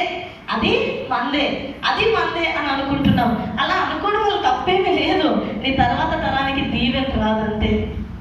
నువ్వు చేసిన కార్యాన్ని బట్టి, నువ్వు చేసినటువంటి ఆ చిన్న బలహీనమైన కార్యాన్ని బట్టి, దేవుని యొక్క గ్రంథాన్ని సరైన రీతిలో నువ్వు అర్థం చేసుకోకపోవడం బట్టి, అక్కడ చిన్న పొరపాటు జరగడం బట్టి నీ వెనకట్ల వాళ్ళు పెద్ద పొరపాట్లు చేయడానికి అవకాశం ఉంది. హల్లెలూయా. పెద్ద పొరపాట్లు చేయడానికి అవకాశం ఉంది. ఈరోజు ఆడవాళ్ళ ఉన్నాం కాబట్టి ఒక మాట చెప్తాను. రూత్ గారు ఎంతమందికి తెలుసు? బైబిల్లో రూత్ ఎంతమందికి తెలుసు? మా ఊర్లో రూత్ అమ్మ అండి తెలుసండి అని అనకండి. బైబిల్లో ఉన్న రూత్ ఎంతమందికి తెలుసు? రూత్ గురించి విన్నారా లేదా? తెలుసా? రూత్ గారి అత్త పేరేంటి? గట్టిగా చెప్పండి. రూత్ గారికి అత్త పేరేంటి? మీరు నయోమి అంటున్నారు. నేనైతే మత్తయి సువార్త 1వ అధ్యాయం 5వ వచనంలో ఉన్న స్త్రీ పేరు చదవాలని కోరుకుంటున్నాను. మత్తయి సువార్త 1వ అధ్యాయము 5వ వచనం. నయస్సోను సల్మానుని కనెను. సల్మాను రాహాబునందు, గట్టిగా చదవ మళ్ళీ ఆ మాట, రాహాబునందు బోయాజుని కనెను. హల్లెలూయా. రూత్ గారి భర్త పేరు ఏంటండి? అందరూ చెప్పాలి. రూత్ భర్త పేరేంటి? ఆ బోయాజైనా ఇక్కడ ఉన్నది ఇంకో కొత్త రకమైన బోయాజు కాదు. చెప్పాలి. ఆ బోయాజే అంటే ఇప్పుడు ఈ బోయాజు గారిని కన్న స్త్రీ ఎవరు? గట్టిగా చెప్పండి. ఎవరు? రాహాబు. రాహాబు అంటే ఎవరు? మీకు తెలిసిన చరిత్రలే, మళ్ళీ నేను అవన్నీ మొదలు పెట్టుకున్నాను. అందుకే చెప్తున్నాను. మీ దగ్గర నుండి లాస్ట్ టైం చెప్పాను కదా, రిప్లై వస్తుంటే ఇక్కడ సప్లై వస్తుంటుంది. హల్లెలూయా. చెప్పండి. అంటే రాహాబు ఎవరు? యూదురాలా? రాహాబు ఎవరు? దేవుని బిడ్డ. రాహాబు ఎవరు? అన్యురాలు. హల్లెలూయా. ఒక విగ్రహారాధికురాలు. ఎలాంటి విగ్రహారాధికురాలంటే ఎరుకో పట్టణంలో ఉన్నటువంటి సకల శాపగ్రస్తమైనటువంటి పూజల్ని, సకల శాపగ్రస్తమైనటువంటి అనుభవాల్ని కలిగి తన జీవితము కూడా ఒక శాపగ్రస్తంగా అనుభవిస్తున్నటువంటి ఒక స్త్రీ. హల్లెలూయా. వాక్యం సెలవిస్తుంది కదా యెహోషువ గ్రంథంలోని, ఆమె ఒక వేశ్య అని. హల్లెలూయా. చెప్పండి, ఆమె ఎవరండి? ఒక వేశ్య. అంటే జీవితంలో దెబ్బతినేసిన స్త్రీ, జీవితంలో నమ్మకత్వాన్ని కోల్పోయిన స్త్రీ, జీవితంలో ఆధారం లేని స్త్రీ, జీవితంలో నైతిక విలువలు కూడా లేని అనుభవానికి వచ్చేసినటువంటి స్త్రీ. హల్లెలూయా. అన్ని కోల్పోయిన స్త్రీ, అందరినీ పోగొట్టుకున్న స్త్రీ. తన జీవితంలో ఊర్లో ఉండడానికి చోట్లేదు. తన జీవితంలో ఏ ఊరెళ్ళినా ఎవరు రానివ్వరు. తన జీవితాన్ని ఏ ఇళ్ళ మధ్యలోనే ఆమె ఇల్లు ఉంటే ఎవరు ఒప్పుకోరు. హల్లెలూయా. ఇళ్ళ మధ్యలో ఆమె ఇల్లు ఉంటే మా భర్తలు నాశనం అయిపోతారు, మా పిల్లలు నాశనం అయిపోతారు, చిచి నువ్వు ఇక్కడ ఉండడానికి వీలు లేదని ఆమెను గెంటేస్తే, అలాగని పక్క దేశానికి వెళ్ళి ఉండగలదా? భారతదేశంలో నువ్వు ఉండకూడదంటే పాకిస్తాన్ వండిస్తుందా నేను? చెప్పాలి. భారతదేశంలో నేను ఉండకూడదు అంటే పాకిస్తాన్ వండిస్తుందా నేను? చెప్పండి. ఉండలేదు. అక్కడ ఉండలేని పరిస్థితి, ఇక్కడ ఉండలేని పరిస్థితి. ఏం చేయాలో అర్థం కాక గోడ మీద పిల్లి అంటారు కదా, గోడ మీద పిల్లి అంటే ఎటెల్లాలో అర్థం కాదు. అవసరమైతే ఇటు లేకపోతే అటు దూకే పరిస్థితులు. అలాగా గోడ మీద జీవితాన్ని కట్టుకుందామే, గోడ మీద ఇల్లు కట్టుకుందామే, ఆ గోడ మీదకి వచ్చే పోయే వాళ్ళతోనే జీవితాన్ని నడిపించుకుంటున్నటువంటి స్త్రీ ఆమె. అలాంటి ఒక వేశ్య, అలాంటి ఒక వ్యభిచారి, అలాంటి ఒక అన్యురాలు, ఒక విగ్రహారాధికురాలు యెహోవా దేవుని గూర్చిన మాట విన్నది. చెప్పలు కొడతాయి నా మాట. యెహోవా దేవుని గూర్చిన మాట విన్నది. దేవుని మాటలు విన్నప్పుడట జ్ఞానవంతులు విని పాండిత్యాన్ని వృద్ధి చేసుకుంటారు. ప్రభునందు ప్రియమైన పిల్లల, దేవుని మాటలు విని ఆమె హృదయాన్ని నిజమైన దేవుడైన యెహోవాకి ఇచ్చేసింది. హల్లెలూయా. పరిశుద్ధుడు దేవుడు అన్న సంగతి గ్రహించింది. నేను పాపమును చేస్తూ ఉన్నాను, నేను పాపములో ఉన్నానన్న సంగతి గ్రహించింది. దేవునికి వచ్చిన భయము ఆమె గుండెల్లో నిండిపోయింది. హల్లెలూయా. దేవునికి వచ్చిన భయం ఆమె గుండెల్లో నిండిపోయింది. ఆ దేశాన్ని ఇవ్వడానికి దేవుడు యెహోషువతో మాట్లాడతాడు. ఇదిగో నువ్వు భయపడకు, ఈ దేశం అంతటా కూడా శాపంతో నిండిపోయింది, ఆ దేశం మొత్తాన్ని నువ్వు కాల్చేయాలి, ఆ దేశం మొత్తాన్ని నువ్వు నాశనం చేయాలి, అది ఎప్పటికీ కూడా నాశనకరమైనటువంటి ప్రదేశం. ఎందుకంటే అక్కడ జరిగే పూజ, అక్కడ జరిగే భక్తి, అక్కడ జరిగేటువంటివన్నీ, ఆఖరికి అక్కడ కట్టేటువంటి ఆ గోడలు కూడా ఏమంటే మట్టి రాళ్ళతో కట్టబడినవే కాదంట, అవి మంత్రాలతో కట్టువేయబడినటువంటి కోటలంట. హల్లెలూయా. దేనితో కట్టబడ్డ కోటలండి? అవి మంత్రాలతో కట్టబడ్డాయి కాబట్టి ఏమంటే రాళ్ళతోనో బాంబులతోనో బురుజులతోనో కోల్లేదు, స్తుతులతో కూలే. చెప్పలు కొడతాయి నా దేనితో కూలేంటి? మంత్రానికి ఏంటి ఆయుధం? చెప్పాలి. మంత్రానికి ఆయుధం ఏంటి? చెప్పాలి. మంత్రానికి ఆయుధం ఏంటి? ఎవరైనా మన మీద ఏదైనా చాతపడి చిల్లంగి చేశారనంటే, లేదా మందు పెట్టారన్న అనుమానాలు నీ లోపల ఉంటే వెంటనే వెళ్ళిపోతున్నావు. ఎక్కడికి? బయలుజుబుల్ దగ్గరికి వెళ్ళిపోతున్నావు. చిన్న శక్తి నీ మీదకి పంపబడిందన్న భయంతో నువ్వు ఇంకా పెద్ద శక్తులను ఆశ్రయిస్తూ ఉన్నావు. హల్లెలూయా. చిన్న డౌట్తో పెద్ద సమస్యని క్రియేట్ చేసుకుంటున్నావు, చిన్న సమస్యని పెద్ద సమస్యగా మార్చుకుంటున్నావు. ఎందుకంటే చిన్న దయ్యాలు ఆడుతూ ఉంటే నువ్వు పెద్ద దయ్యాలను ఆశ్రయిస్తున్నావు. హల్లెలూయా. కానీ నీ యొక్క మంత్రానికి యాకోబులో మంత్రము లేదు, యాకోబులో తంత్రం పనిచేయదు. ఎందుకంటే యాకోబులో వాక్యం ఉంది. హల్లెలూయా. యాకోబులో ఏముందండి? వాక్యం ఉంది. వాక్యము విడుదలైన తోడనే ఒక కొత్త సృష్టి ఏర్పడింది. వాక్యము విడుదలైన తోడనే చీకట్లో వెలుగు కలిగింది. వాక్యం విడుదలైన తోడనే సర్వ సృష్టి నియమింపబడింది. వాక్కును మించినటువంటి మంత్రము లేదు, వాక్యాన్ని మించినటువంటి తంత్రము లేదు, వాక్యాన్ని మించిన ఏ మందుల ప్రభావము లేదు. హల్లెలూయా. అందుకే ఎరుకో కోటలన్నీ కూడా మంత్రాలతో కట్టబడిన కోటలవి, ఎరుకో కోటలన్నీ విగ్రహాలతో కట్టబడిన కోటలవి, ఎరుకో కోటలన్నీ కూడా పూజ పునస్కారాలతో బలులతో నిర్మింపబడినటువంటి కోటలవి. వాటిని విప్పడం, వాటిని కొట్టడం, వాటిని దాటి వెళ్ళడం ఎవరి తరమో కాదు. కనుకనే దేవుడు ఆయన మందస్సాన్ని యాజకుల చేతుల్లో పెట్టి 7 సార్లు తిరగండి అని చెప్పి 7 సార్లు తిరిగిన తర్వాత గట్టిగా స్తుతించండి చెప్పాడు. ఎప్పుడైతే వీళ్ళు గట్టిగా స్తుతించడం మొదలు పెట్టారో ఒక్కొక్క మంత్రం ఏమైపోయిందండి? తెగిపోయి అక్కడ రాళ్ళన్నీ కుప్పకూలిపోయాయి. చెప్పలు కొడతాయి నామాన్ని. సమస్య నీ జీవితంలో ఏలుబడి చేస్తే, ఇబ్బంది నీ జీవితంలో ఏలుబడి చేస్తే, ఎవరో ఏదో పెట్టారు, ఎవరో ఏదో చేశారు, ఎవరో ఏదో చేశారనేటువంటి అనుమానాలు నీ లోపల ఏలుబడి చేస్తే నువ్వు ఆధారపడవలసినటువంటి కార్యము ఒకటి దేవుని వాక్యము మీద, స్తుతుల మీద. హల్లెలూయా. నువ్వు స్తుతించాలి. స్తుతులు చెల్లిస్తే చీకటి శక్తుల యొక్క ప్రభావము కుప్పకూలిపోతుంది. నువ్వు స్తుతించడం మొదలు పెడితే సాతాన శక్తుల ప్రభావం కూలిపోతుంది. నువ్వు స్తుతించడం మొదలు పెడితే ప్రభునందు ప్రియమైన దేవుని పిల్లరా, శత్రువు గుండెల్లో భయము మొదలవుతుంది. హల్లెలూయా. శత్రువు గుండెల్లో ఏం మొదలవుతుందండి? దేవుని మాటలు వినడంతోనే, దేవుని కార్యాలు వినడంతోనే, దేవుని శక్తి గురించి తెలుసుకోవడంతోనే, ఈ యొక్క యెరికో పట్టణస్థుల హృదయాలు, గుండెలు అవిసిపోయాయంట, వణికిపోయాయంట, దద్దల్లాడిపోయాయంట. దేవుని కార్యం వింటేనే గుండెలు వణికిపోతూ ఉంటే, దేవుని కార్యాల గురించి వింటుంటేనే గుండెలు అవిసిపోతూ ఉంటే, దేవుని కార్యాల గురించి వింటుంటేనే వణుకు పుడుతుంది అని అంటే, ఆ వణుకుని కలుగ చేస్తుంది ఎవరు? పరిశుద్ధాత్మ దేవుని శక్తి. హల్లెలూయా.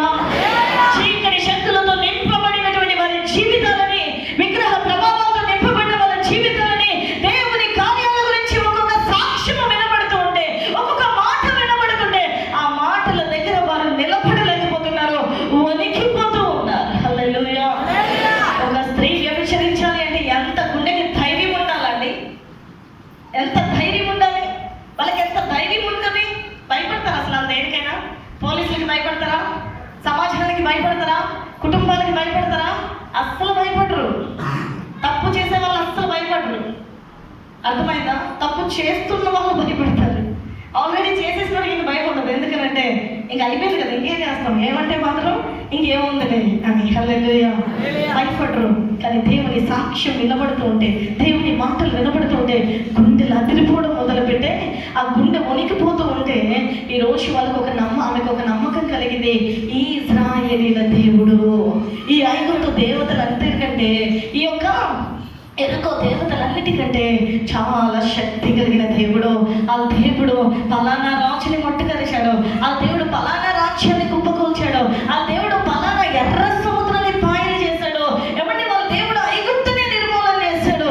అలాంటి వాళ్ళ దగ్గర ఆఫ్టర్ ఆల్ ఈ యొక్క యెరికో ఎంత అనుకుంటున్నారు? యెరికో ప్రజల్ని చూసి ఏమంటే ఈ యొక్క ఇశ్రాయేల్ ప్రజలు భయపడుతూ ఉంటే, ఆ యొక్క యెరికో ఎలా ఉంటుందా అని వేగుల వారు చూడటానికి వెళ్ళడానికి ఆ ఇద్దరు వేగుల వారు ఫస్ట్ గూఢచారులు ఇద్దరు. అసలు పరిశుద్ధ గ్రంథంలోనే మొదటి గూఢచారి వ్యవస్థ ఇశ్రాయేలీలే మొదలు పెట్టారు. అంతకుముందు గూఢచారి వ్యవస్థ లేదు.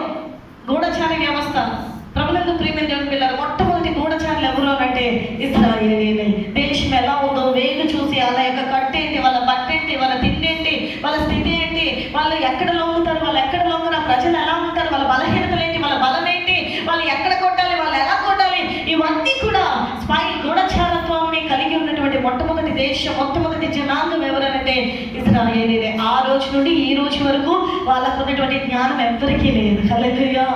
ఈ రోజు ఇశ్రాయేలీలకు ఉన్నటువంటి జ్ఞానం మీద ప్రపంచ దేశం ఆధారపడింది. ఎందుకంటే ఎలాంటి పెద్ద రాడర్స్, ఎలాంటి పెద్ద బాంబులు, ఎలాంటి పెద్ద ఏమండి వెపన్స్, ఎలాంటి పెద్ద అనుశక్తితో కూడినటువంటి బాంబులు ఇశ్రాయేల్ దేశం మీద పడినా అవి అసలు ఇశ్రాయేల్ దేశాన్ని ముట్టలేవు. హల్లెలూయా.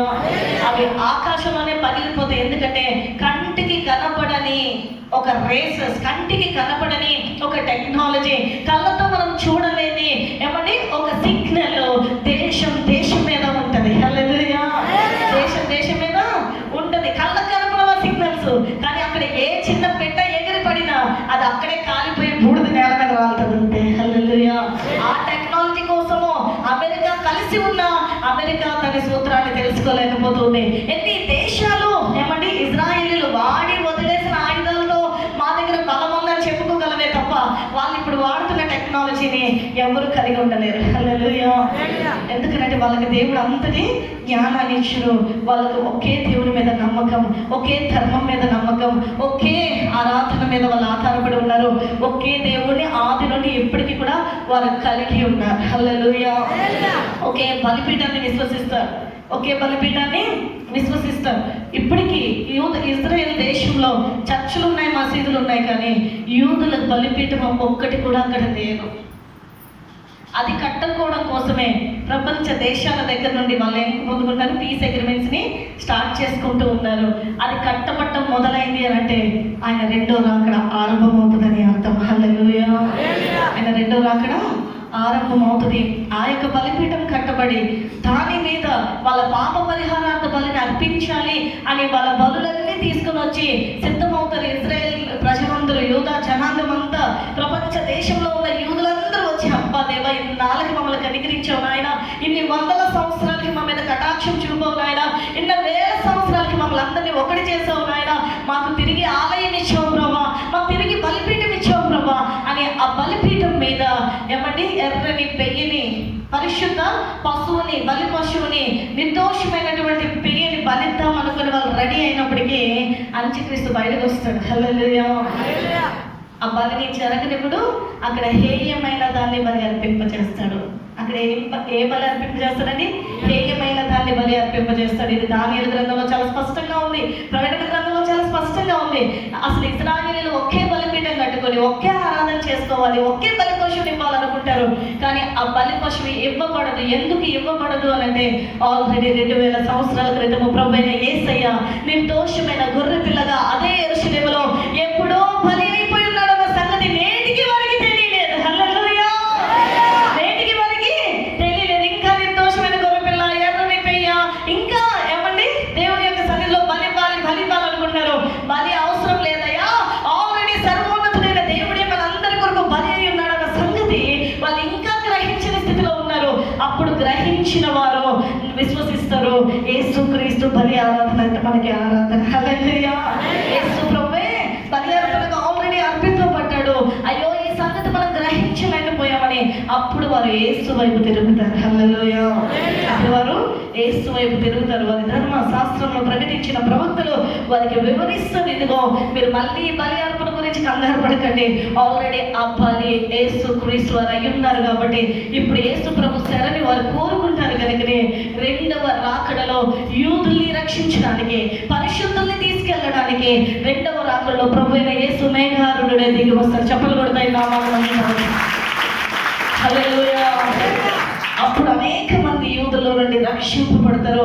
వారి కన్నుల ప్రతి బాష్ప బిందువు తుట్టానికి పరిశుద్ధుల కొరకు కఠినమైపోయిన యూదుల్ని రక్షించుట కోసమే యేసుక్రీస్తు రెండవ రాకడ. మొదటి రాకడ పాపి అయిన నీ కోసము, నా కోసము, పాపులమైన మన కోసము ఆయన వచ్చి ఉన్నాడు. కానీ రెండవ రాకడ పాపుల కోసం కాదు, కేవలము పరిశుద్ధుల కోసం మాత్రమే ఆయన వస్తాడు. హల్లెలూయా.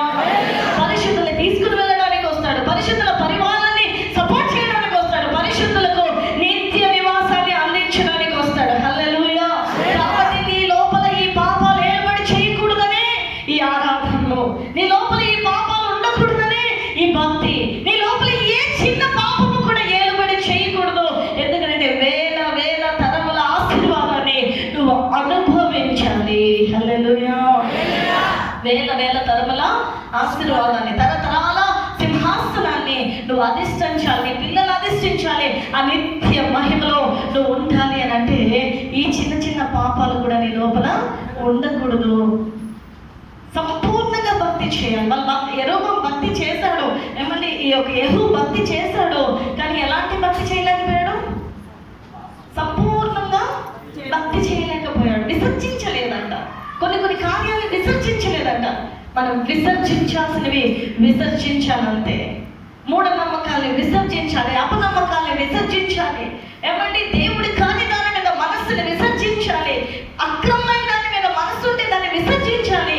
ఈ యొక్క రాహాబు ఆ యొక్క ఎరుకలో ఉండి, ఒక శాపగ్రస్తమైన అనుభవంలో ఉండి కూడా ఆమె విసర్జించింది. వాళ్ళ దేవుని విసర్జించింది, దేవతల్ని విసర్జించింది, విగ్రహాలను విసర్జించింది, వాళ్ళ జాతిని విసర్జించింది. దేవుడి మీద నమ్మకం పెట్టుకుంది, దేవుడి వాక్యం మీద నమ్మకం పెట్టుకుంది. అయ్యా మీ దేవుడి గురించిన భయము మా ప్రజలకు ఉంది. మీ దేవుడి కార్యాల గురించి విన్నప్పుడు మా ప్రజల గుండెలు అదిరిపోయాయి. మీ దేవుడు సకల దేవతలకి దేవుడు. హల్లెలూయా. చెప్పండి, మీ దేవుడు ఎవరెవరికి దేవుడు? సకల దేవతలకి దేవుడు. ఆ దేవుడు ఖచ్చితంగా ఈ యొక్క ఎరుకొని మీకే ఇచ్చేస్తాడు. ఆ దేవుడు ఖచ్చితంగా ఎరుకొని మీకే ఇచ్చేస్తాడు.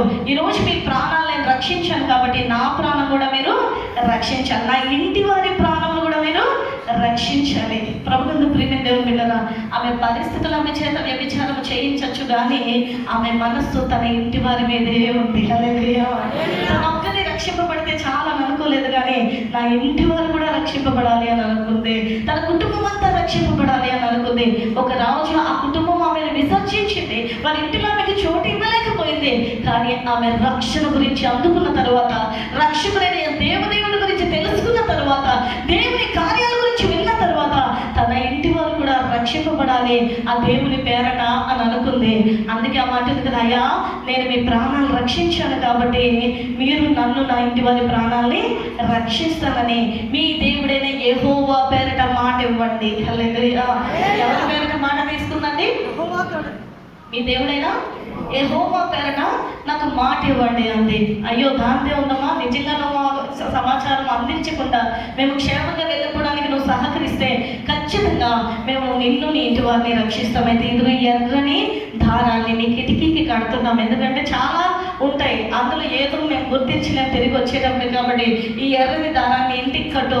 ఒకవేళ ఈ దారాన్ని ఎర్రని ఆనవాళ్ళని కానీ నీ ఇంటి కిటికీకి కట్టుకోకపోతే మేము నిన్ను రక్షించలేము. ఎవరైనా ఈ ఆనవాళ్ళు ఉన్న చోటు కాకుండా ఇంకెక్కడన్నా ఉండి చనిపోతే దానికి మేము బాధ్యులమే కాము అని చెప్పి ఒక ఎర్రని ఆనవాళ్ళని ఆమెకి ఇచ్చి వెళ్ళారు. హల్లెలూయా. అది ఎప్పుడు వస్తారు, ఎన్ని నెలలకు వస్తారు, ఎన్ని సంవత్సరాలకు వస్తారు, అసలు మళ్ళీ వస్తారో రారో తెలియకపోయినా ఆమె యెహోవాని నమ్మింది కాబట్టి. ఎవరిని నమ్మిందండి? యెహోవాని నమ్మింది కాబట్టి, నిజ దేవుని నమ్మింది కాబట్టి వెంటనే విశ్వసించి ఆ ఎర్రని ఆనవాళ్ళని తన ఇంటి కిటికీకి కట్టుకుని తన ఇంటి వారందరినీ తన ఇంట్లో భద్రంగా దాచిపెట్టుకుంది. హల్లెలూయా. ఆ ఎర్రని ఆనవాళ్ళు ఈక్వల్ ప్రభువైన యేసుక్రీస్తు వారి రక్తమే. హల్లెలూయా. అమూల్యమైన రక్తము, నిష్కళంకమైన రక్తము, అమూల్యమైన రక్తము, నిష్కళంకమైన రక్తము, యేసు రక్తము, రక్తము, రక్తము, యేసు రక్తము, రక్తము, రక్తము, మన సాక్షిని శుద్ధి చేయును మన యేసయ్య రక్తము, మన సాక్షిని శుద్ధి చేయును మన యేసయ్య రక్తము, మన శిక్షను తొలగించెనే, సంహారమునే తప్పించెను, మన శిక్షను తొలగించెనే, సంహారమునే తప్పించెను, యేసు రక్తము, రక్తము, రక్తము, యేసు రక్తము, రక్తము, రక్తము. హల్లెలూయా. యేసు రక్తం సంహారం నుండి మనలను తప్పించే రక్తం. యేసు రక్తం శాపము నుండి మనలను విడిపించే రక్తం. యేసు రక్తము పాపపు బతుకుని పరిశుద్ధపరిచే రక్తం. హల్లెలూయా. ఆ రక్తపు ఆనవాలు ఆమె ఇంటికి పెట్టుకుంది కనుక, ఆమె గడప మీద పెట్టుకుంది కనుక, ఏ గడప కమ్మె మీద ఈ యొక్క ఎర్రని ఆనవాలు ఉంటుందో, ఏ గడప కమ్మె మీద ఈ యొక్క బలి పశువు రక్తము ఉంటుందో, ఆ గడపలోనికి ఎవరు రారు?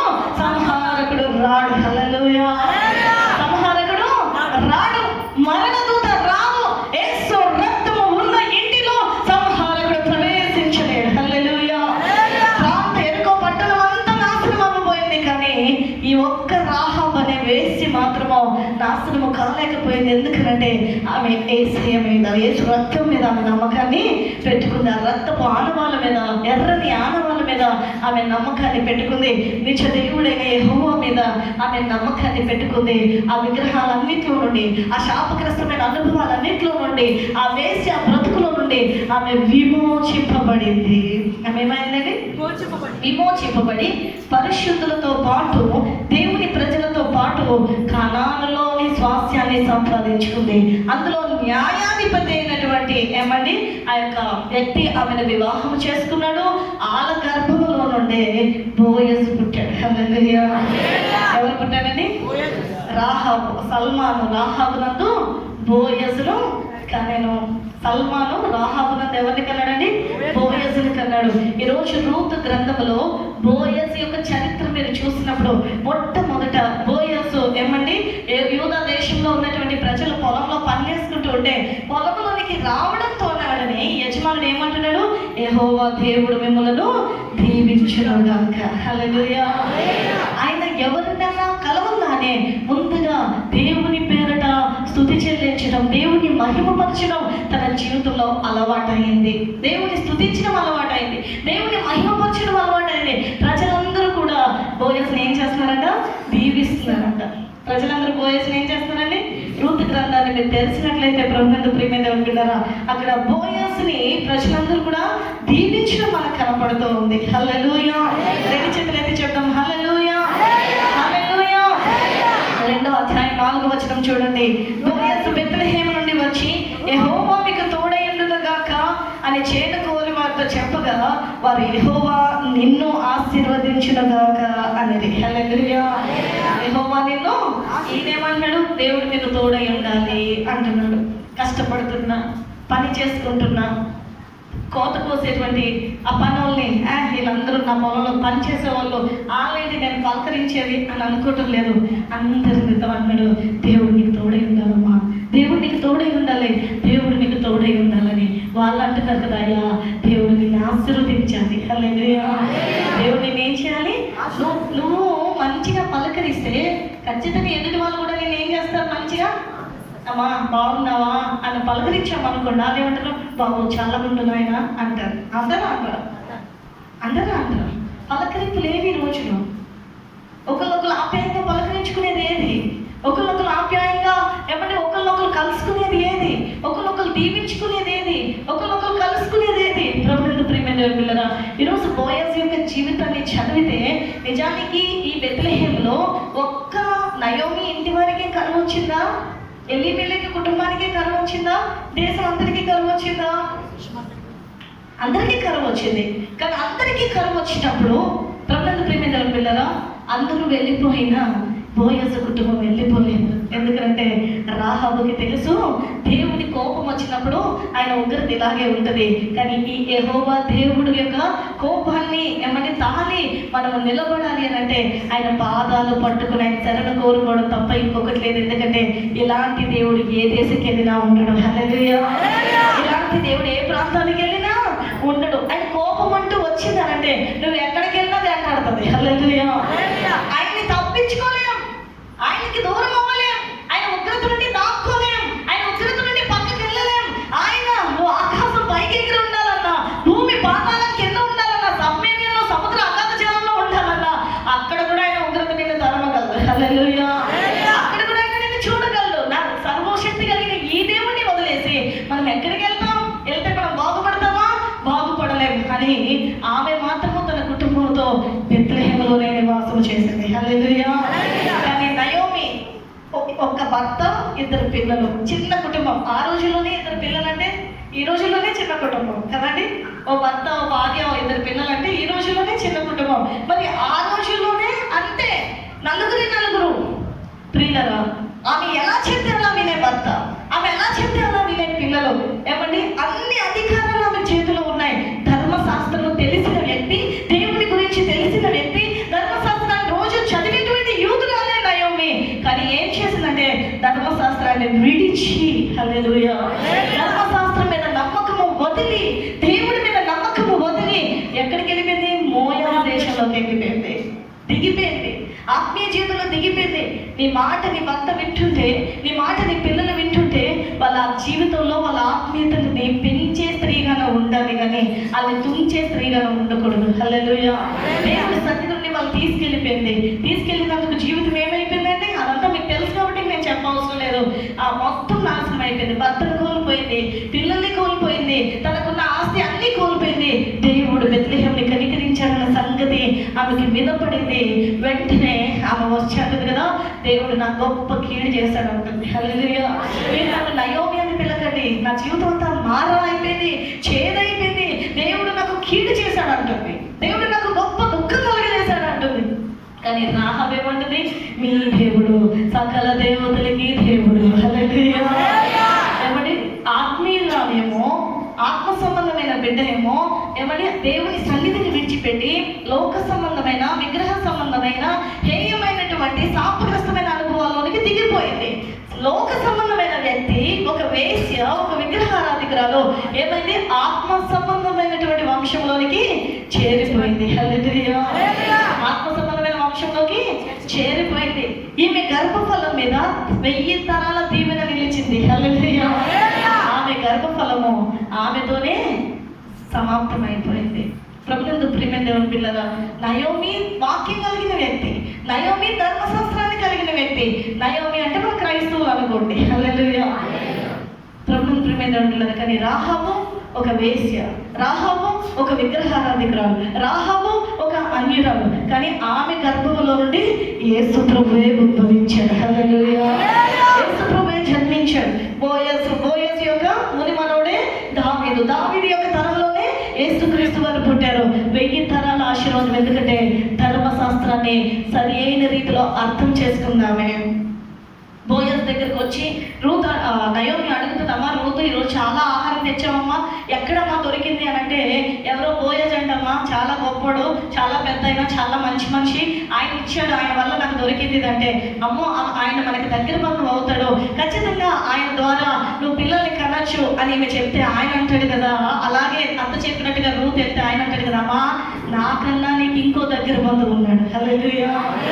నాకన్నా ఇంకో దగ్గర బంధువు ఉన్నాడు, అతను కాదంటేనే తప్ప నేను నిన్ను వివాహము చేసుకోకూడదు అని చెప్పి సీక్రెట్గా ఆమె వచ్చిన ప్రభుత్వ ప్రియమైన పిల్లలు ఆమెను అవమానపరచక, ఆమె జోలికి వెళ్ళక, ఆమె ఇష్టంతో వచ్చింది కదా అని వెంటనే అవకాశాన్ని వాడుకోక 10 మంది పెద్దల మధ్యలో, హల్లెలూయా, 10 మంది పెద్దల దీవెనతో చక్కని ఘనమైన సంతోషకరమైన వివాహము చేసుకున్నాడు. ఎందుకంటే ధర్మశాస్త్రాన్ని రాహాబు పాలు ఇస్తూనే బోయస్కి నేర్పించింది. హల్లెలూయా.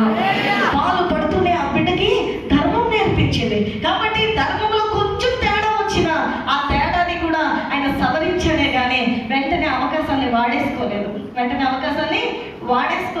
10 మందిని పిలిచాడు. ఎప్పుడక్కర్లేదు, నేనే పెద్ద అధికారిని, నేను ఏం చేత చెల్లుతుంది కదా అని తన సొంత నిర్ణయం తీసుకోలేదు. నీ సొంత నిర్ణయం తీసుకోతే యవ్వనస్తులు, ప్రభునందు ప్రియమైన పిల్లగా, యూ షుడ్ బి కేర్ఫుల్. చాలా అవకాశాలు నీ మీదకి వస్తాయి, చాలా అవకాశాలు నీకు అందుబాటులోకి వస్తాయి. అవకాశం ఉంది కదా అని అందించుకున్నావా, తర్వాత నీ జీవితం నాశనం అయిపోతుంది. అందుకే జ్ఞానవంతుడు విని పాండిత్యాన్ని వృద్ధి చేసుకుంటాడు. సంపాదించుకోవాలి, జ్ఞానాన్ని సంపాదించుకోవాలి. అర్థమవుతుందండి? చాయిసెస్ బోల్డ్ ఉంటాయి, అవకాశాలు బోల్డ్ ఉంటాయి. ఇష్టపడే వాళ్ళు, వెంటపడే వాళ్ళు బోల్డ్ మంది వస్తారు. ఏమండి, పర్వాలేదు, నీది నాది ఒకటే కులం పర్వాలేదు, మీది మాది ఒకటే క్యాస్ట్ పర్వాలేదు, మీది మాది ఒకటే సంఘం పర్వాలేదు, మీరు మేము ఒకే ఊరు పర్వాలేదు, మీరు మేము ఒకే స్కూల్ పర్వాలేదు అని వస్తారు. ఇష్టపడ్డారు కదా అని వెళ్ళిపోవాలా? చెప్పండి, మన క్యాస్టే కదా అని వెళ్ళిపోవాలా? 10 మంది పెద్దల ఆశీర్వాదాలతో వివాహం అనేది జరిగితే 1000 తరాల దీవెన వాళ్ళ పిల్లల మీద ఉంటుంది. చెప్పలు కొడతాయి. అవకాశం ఉంది అని ఏమంటే వాళ్ళే ఇష్టపడి ముందుకు వచ్చారు అని నీ స్పందన ఉండకూడదు. అవకాశం ఉంది. మోయాబీయులు కూడా వివాహం చేసుకోవడానికి సిద్ధంగా ఉన్నారని మహలోను కిలియోను చేసేసుకున్నారు. జీవితం నాశనం అయిపోయింది, చచ్చిపోయారు. ఆశీర్వాదంలోకి మళ్ళీ వెనక్కి రాలేకపోయారు. సజీవుడైన దేవుని యొక్క సన్నిధిలోకి మళ్ళీ వాళ్ళు వెనక్కి రాలేకపోయారు. కానీ రూతు, ప్రభునందు ప్రియమైన దేవుని పిల్లరా, ఆ యొక్క మాటను బట్టి, ఆ యొక్క ప్రవర్తన బట్టి, ఆ దేవుని బట్టి నీ దేవుడే నా దేవుడే అని వచ్చినందుకు ఆమె జీవితాన్ని దేవుడు ఆయన సన్నిధిలో ఆశీర్వదించాడు. హల్లెలూయా. ఆశీర్వదించాడు కదా అని బోయస్ దగ్గరికి వచ్చి మా అత్తగానే చెప్పారమ్మా అని అంటే ఆయన అంటాడు కదా, నాకన్నా దగ్గర బంధువు నీకు ఇంకొకరు ఉన్నారు, వాళ్ళు న్యాయం చేయనంటే, ఆ 10 మంది మధ్యలో నేను చెయ్యలేను బాబు అని అంటే అప్పుడు నీకేం చేయాలో నేను ఆలోచిస్తానని చెప్పి 10 మంది మధ్యలో, హల్లెలూయా, అడుగుతున్నాడు. అయ్యా, నయోమి యొక్క స్వాస్థ్యాన్ని తీసుకోవడానికి నువ్వు సిద్ధమా? ఎందుకంటే నువ్వు దగ్గర బంధువు కదా అంటే, ఆస్తి వస్తుందంటే ఎవడికొద్దు, సరే అన్నాడు. మరి ఆ యొక్క రూతును కూడా నువ్వు పెళ్లి చేసుకోవాల్సి వస్తుంది అని అంటే, అయ్య బాబాయ్, నాకున్నది నేను పోగొట్టుకుంటానేమో, ఆ ధర్మం ఏదో నువ్వే నెరవేర్చుకోవాలన్నాడు. హల్లెలూయా. 10 మంది మధ్యలో ఆ ప్రకటన విన్న తర్వాత 10 మంది దీవిస్తారు. ఏమని దీవిస్తారో తెలుసా? రాహాబు, ఏమని, రాహేలు వంశము వర్ధిల్లినట్లుగా, లేయా వంశము వర్ధిల్లినట్లుగా, సారా వంశము వర్ధిల్లినట్లుగా, బోయజు నీ యొక్క వంశము వర్ధిల్లును నాయన అని పురద్వారాల దగ్గర ప్రజలు దీవెనలు ప్రకటించారు. వారికి పుట్టినటువంటి బిడ్డని ఏమండి నయోమి చేతిలో ఎవరు పెట్టారో తెలుసా? రాహాబే పెట్టింది. అమ్మా, నీకు ఈ దేశంలో దగ్గర బంధువుని దేవుడు ఇవ్వకుండా చూడలేదు, మానలేదు. చూసావా, దేవుడిని వదిలి వెళ్ళిపోకు. నీకు ఒక కుటుంబాన్ని దేవుడు ఇచ్చాడు, నీకు చుట్టాన్ని దేవుడు ఇచ్చాడు, నువ్వెవ్వరూ లేవనుకోవద్దు. ఎందుకంటే నిజానికి రాహాబు యొక్క బిడ్డ కదండి బోయజు. కాబట్టి బోయజ్కి రూతుకి బిడ్డ పుడితే ఆ బిడ్డ పెంచాలి. కానీ ఆ బిడ్డని నయోమి చేతిలో పెట్టినప్పుడు నయోమి నానమ్మైందా, దాది అయింది. హల్లెలూయా. నయోమి ఏమైందండి? దాది అయ్యింది. అంటే రూత్కి నిజమైన ఇప్పుడు ఒరిజినల్ అత్త ఎవరు చెప్పాలి? ఒరిజినల్ అత్త ఎవరు? రాహబే అత్త. రాహబే అత్త. అక్కడ గ్రంథంలో మనకు ఆమె గురించి కనపడదు. ఎందుకంటే యోధా గ్రంథం యూదుల గురించి మాత్రమే రాసేవాడు ఉంటుంది. కానీ ధర్మశాస్త్రంలో నుండి దేవుడు జీనియాలజీని ప్రత్యేకపరిచారు. వేస్ట్ అయినటువంటి ఆమె జీవితాన్ని కూడా పరిశుద్ధ చుట్టాల దేవుడు వంశావళిలో నిలబెట్టాడు. హల్లెలూయా. వంశావళిలో ఏం చేశాడండి? నిలబెట్టాడు.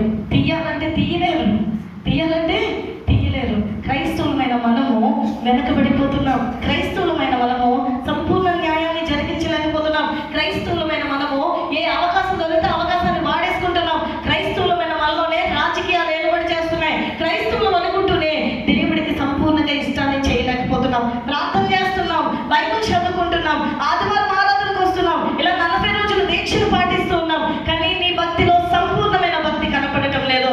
ఎక్కడో దేవుడికి ఇష్టం లేని చిన్న చిన్న పాపాలు నీ లోపల ఏలుబడి చేసి తరాల ఆశీర్వాదానికి నువ్వు దగ్గర అవ్వలేకపోతున్నావు. హల్లెలూయా. తరాల ఆశీర్వాదానికి నువ్వు ఏమవ్వలేకపోతావు? దగ్గర అవ్వలేకపోతావు. నీ భక్తి సంపూర్ణంగా ఉండటం లేదు. నీ భక్తి పరిపూర్ణంగా ఉండటం లేదు. ఎక్కడో మైనస్ జరుగుతుంది. ఈరోజు ఈ సిలువ కూటాలలో మీరు ఆ మైనస్లన్నింటి నుండి విడుదల పొందాలా? హల్లెలూయా. దేవుని యొక్క ఆశీర్వాదము మీ పిల్లల తరముల మీదకి దిగి రావాలా? మీ వంశాలు వృద్ధి చెందాలా? మీ కుటుంబాలు వృద్ధి చెందాలా? దేవుడికి ఇష్టం లేని పనులు చేయకండి దయచేసి. హల్లెలూయా. మనం దిద్దుకుందాం. అట్టి కృప దేవుడు మనకి అనుగ్రహించునుగా. అందరూ లేచి నిలబడదాం. దేవుని సన్నిధానంలో కొన్ని నిమిషాలు మనమే సరి చేసుకుందాం. ప్రభునందు ప్రియమైన దేవుడు